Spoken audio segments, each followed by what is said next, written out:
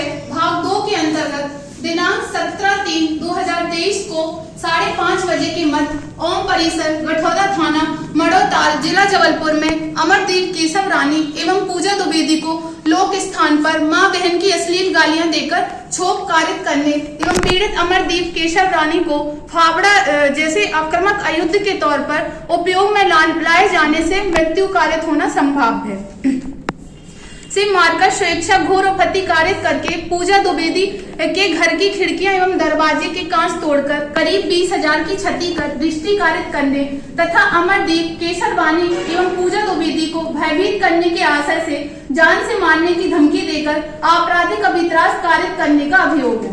श्रीमान जी, मामला कुछ इस प्रकार है। पैरा नंबर 3 अभियोजन पक्ष संक्षेप में इस प्रकार है कि शिकायतकर्ता अमरदीप केशव रानी दिनांक 17/3/2023 को ओम परिसर गठौदा में प्लम्बर का काम करने गया था।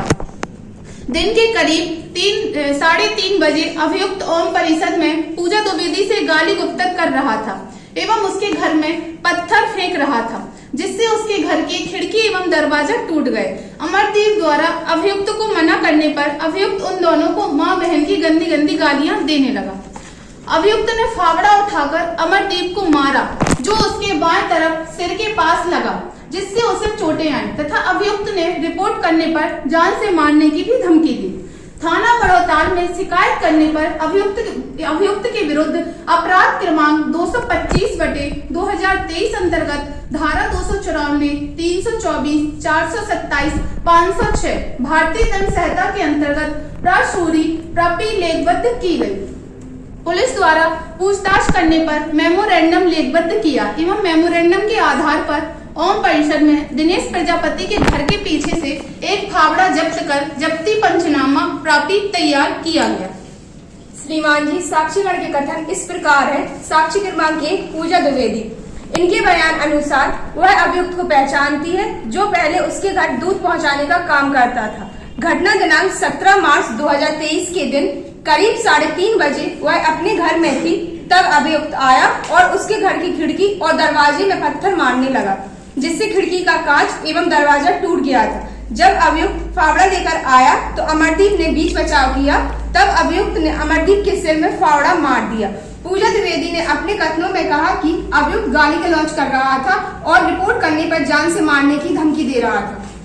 श्रीमान, साक्षी क्रमांक 2 जो कि अमरदीप है, अमरदीप ने भी अपने कथन में अभियुक्त द्वारा गाली गलौज किया जाना बताया, किंतु उक्त साक्षीगण अमरदीप का कहना है कि वह अभियुक्त को पहचानता है। जब अभियुक्त पूजा के घर में घुस रहा था तब उसने अभियुक्त को मना किया। अभियुक्त फावड़ा लेकर घर में घुस रहा था। अमरदीप ने मना किया तो अभियुक्त ने उसके सिर में बाएं तरफ फावड़े से वार कर दिया, जिससे उसे सिर में चोट लगी थी। साक्षी क्रमांक 3 दिनेश प्रजापति ने अपने मुख्य परीक्षण में अभियुक्त द्वारा गेट पर पत्थर मारने एवं अमरदीप को फावड़े से सिर में मारने का कथन किया है। साक्षी ने यह भी बताया है कि पुलिस ने उसके समक्ष अभियुक्त से पूछताछ की थी, जिसमें अभियुक्त ने फावड़ा उसके घर के पास होना बताया था। मेमोरेंडम प्राप्ति 3 के एक भाग पर उसके हस्ताक्षर है। पुलिस द्वारा फावड़ा जब्त का जब्ती पंचनामा बनाया। साक्षी क्रमांक 4 चिकित्सक डॉक्टर प्रणय राय के समकालीन डॉक्टर वैशाली खन्ना को चिकित्सक अभियोजन द्वारा न्यायालय में परीक्षित कराया गया, जिनका बयान है कि आहत अमरदीप केशव रानी को मुलायजा हेतु विक्टोरिया हॉस्पिटल दिनांक 17 मार्च 2023 को लाया गया था, जिसका मुलायजा डॉक्टर प्रणय राय द्वारा करने पर पाया था कि आहत के सिर में बाएं भाग पर 3 सेंटीमीटर फटा हुआ घाव था, जो कि नुकीले एवं धारदार हथियार से परीक्षण के 24 घंटे के भीतर पहुंचाया गया था। डॉक्टर प्रणय राय ने मुलायजा रिपोर्ट प्राप्ति 6 जिसके बी से बी भाग पर डॉक्टर प्रणय राय के हस्ताक्षर है। डॉक्टर प्रणय राय ने मुलायजा उपरांत सिटी स्कैन एवं सर्जिकल ओविनियम के लिए राय दी थी। श्रीमान जी, हम बचाव पक्ष से हैं और अपना पक्ष रखने की इजाजत चाहते हैं। श्रीमान जी, अभियोजन पक्ष द्वारा अभियुक्त पर धारा 294, 326, 447 एवं 506 भारतीय दंड संहिता के तहत लगाए गए आरोप को अभियुक्त द्वारा इनकार किया गया तथा न्यायालय द्वारा विचारण चाहा है।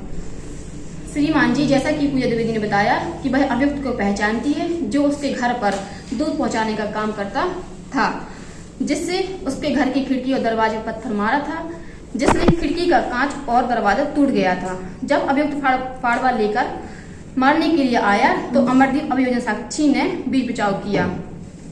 अभियुक्त गाली गलौज कर रहा था तथा रिपोर्ट करने पर जान से मारने की धमकी दे रहा था। अमरदीप ने अपने कथन में अभियुक्त द्वारा गाली गलौज किया जाना बताया है, किंतु उक्त साक्षीगण के कथनों से यह प्रकट नहीं होता है कि अभियुक्त ने कौन सी गाली दी थी। अभियुक्त द्वारा दी गई गालियों से किसी को भी क्षोभ कारित नहीं होना प्रकट नहीं होता है तथा घटना स्थल पर सार्वजनिक स्थल होना भी साबित नहीं किया गया है। अमरदीप अभियोजन साक्षी 2 ने अपने न्यायालयीन कथनों में अभियुक्त द्वारा जान से मारने की धमकी दिए जाने के संबंध में कोई कथन नहीं किए हैं। घटना दिनांक को ही घटना के कुछ समय पश्चात फरियादी द्वारा रिपोर्ट दर्ज कराई गई है। ऐसी स्थिति में अभियुक्त द्वारा दी गई धमकी से आपराधिक अभिद्राश होना भी कारित प्रकट नहीं होता है।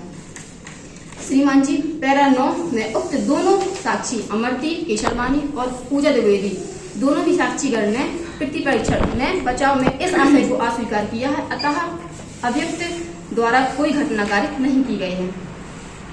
पैरा 11 का कटाव। श्रीमान जी, जैसा कि पैरा 11 के अनुसार अभियोजन साक्षी 3 दिनेश प्रजापति को अभियोजन की ओर से पक्ष विरोधी घोषित किया गया है तथा सूचक प्रश्न पूछे जाने पर साक्षी ने इस सुझाव से इनकार किया है कि अभियुक्त ने उसके सामने पुलिस को फाड़वा उठाकर दिया था। साक्षी ने स्वतः प्रकट किया है कि आरोपी फाड़वा फेंक कर गया था। जब पुलिस आई थी, पुलिस ने फाड़वा उठाकर जब्त किया था। इस साक्षी दिनेश प्रजापति ने पिट्टी परीक्षण की कंडिका 5 में यह स्वीकार किया है कि नुकसानी पंचनामा जब्ती एवं मेमोरेंडम पर उसने थाने पर हस्ताक्षर नहीं किए। श्रीमान जी, पक्षद्रोही के संबंध में एक केस है रविंद्र कुमार डे बनाम उड़ीसा राज्य। इस मामले में सुप्रीम कोर्ट ने बताया कि पक्षद्रोही द्वारा किए गए कथन जो विश्वसनीय योग नहीं होते तथा इसे ही एक अन्य केस उत्तर प्रदेश राज्य बनाम जग्गू AIR 1971 में भी दोहराया गया था। श्रीमान जी, जैसा कि पैरा 12 में अभियोजन साक्षी 5 डॉक्टर वैशाली खन्ना ने प्रतिपरीक्षण में इस सुझाव को स्वीकार किया है कि प्राप्ति 6 की मुलाहिजा रिपोर्ट में चोटों की प्रकृति के संबंध में कोई अवमत नहीं दिया गया था तथा यह भी स्वीकार किया गया कि प्राप्ति 6 की मुलाहिजा रिपोर्ट में लिखी चोट नुकीले पत्थर में गिरने से आना संभव है। इस संबंध में भी एक केस है सुनील कुमार पांडे बनाम स्टेट ऑफ मध्य प्रदेश 2007। इस मामले के तर्कों में व्यक्त किया गया है कि चिकित्सीय साक्ष्य में अभियुक्त को कोई भी गंभीर चोटें नहीं पाई गई तथा अभियुक्त को सिर्फ फटा हुआ घाव पाया गया। ऐसी स्थिति में मामला धारा 323 भारतीय दंड विधि की परिधि के अंतर्गत आता है।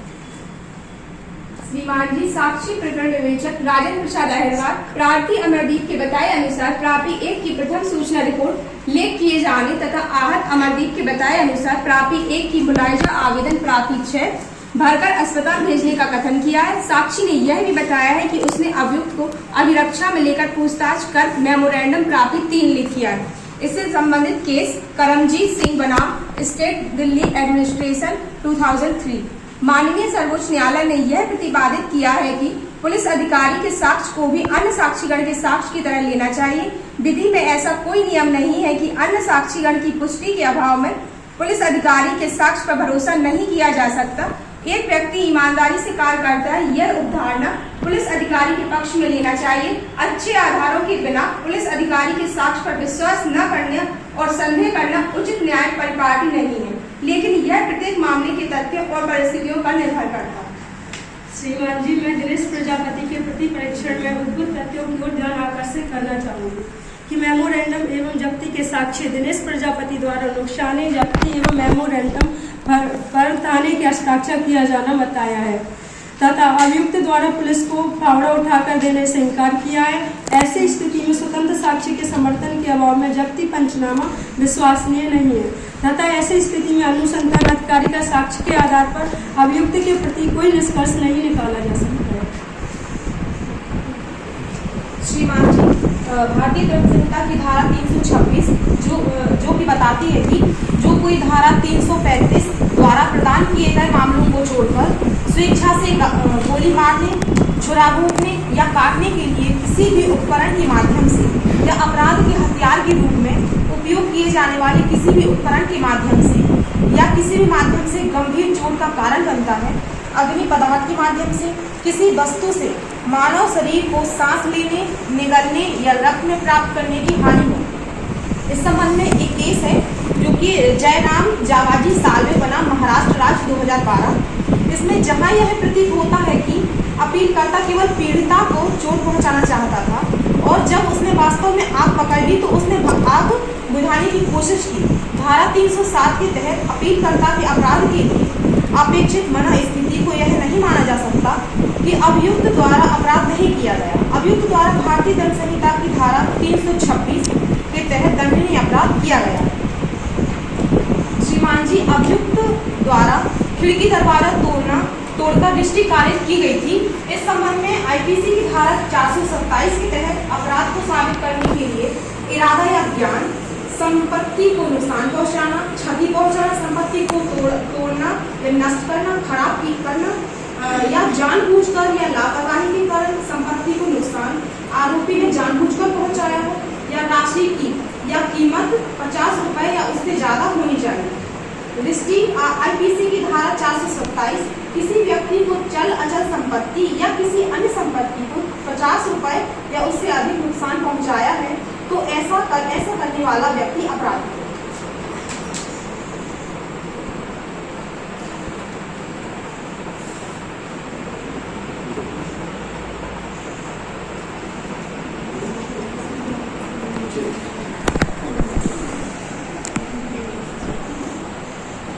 श्रीमान जी, अभियुक्त गण द्वारा अभियुक्त पक्ष को धमकी दी गई है जिसमें भारतीय दंड संहिता 506 के अंतर्गत जब किसी व्यक्ति को चोट पहुंचाने की धमकी दी जाती है या इरादे वाले अपराधी द्वारा उसकी प्रतिष्ठा या संपत्ति के लिए या उससे संबंधित किसी भी व्यक्ति को जान से मारने की धमकी, हाथ पैर तोड़ने की धमकी, गंभीर चोट पहुंचाने की धमकी, जिसमें संबंधित केस है AK गोपालन बनाम मद्रास राज्य, सार्वजनिक स्थान बैठक पर गाली गलौज करना जिससे व्यक्ति संपत्ति या प्रतिष्ठा को चोट धमकी दी गई हो तो वह आईपीसी की धारा 506 294 के अंतर्गत अपराध। इसमें एक और केस है नंद किशोर बनाम सम्राट।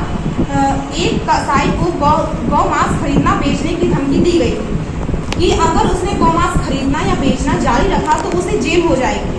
उस क्षेत्र में रहने वाले को भी धमकी दी गई चूंकि धमकी देने वाला व्यक्ति वास्तव में उस धमकी को अंजाम दे सकता था, इसलिए इसे आपराधिक धमकी का अपराध माना गया।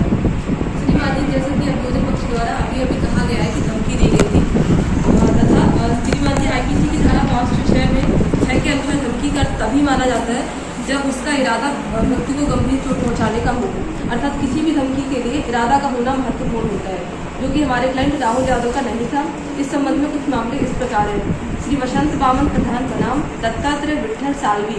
इस मामले में यह माना गया था कि इरादा आपराधिक धमकी की आत्मा है, इसे आसपास के हालात से इकट्ठा करने की जरूरत है। तथा इसके संबंध में दूसरा केस है अमिताभ आधार बनाम LCT 2000। इस मामले में कहा गया था कि एकमात्र धमकी आपराधिक धमकी की राशि नहीं है, धमकी देने वाले व्यक्ति को अलार्म बजाने का इरादा होना चाहिए। श्रीमान जी, उपरोक्त तथ्यों के आधार पर साबित नहीं हो पाया है कि घटना दिनांक को अभियुक्त द्वारा ओम परिसर गटोता अंतर्गत थाना बाटोदाल जबलपुर में लोक स्थान पर अमरदीप पूजा द्विवेदी को मां बहन की अश्लील गालियां देकर क्षोभ कारित किया गया तथा अमरदीप केशरवानी एवं पूजा द्विवेदी को जान से मारने की धमकी देकर आपराधिक अभित्रास कारित किया। अतः श्रीमान जी से विनम्र आग्रह है कि अभियुक्त राहुल यादव को भारतीय दंड विधि की धारा 294 506 के आरोपों से दोष मुक्त करें तथा उचित न्याय प्रदान करें।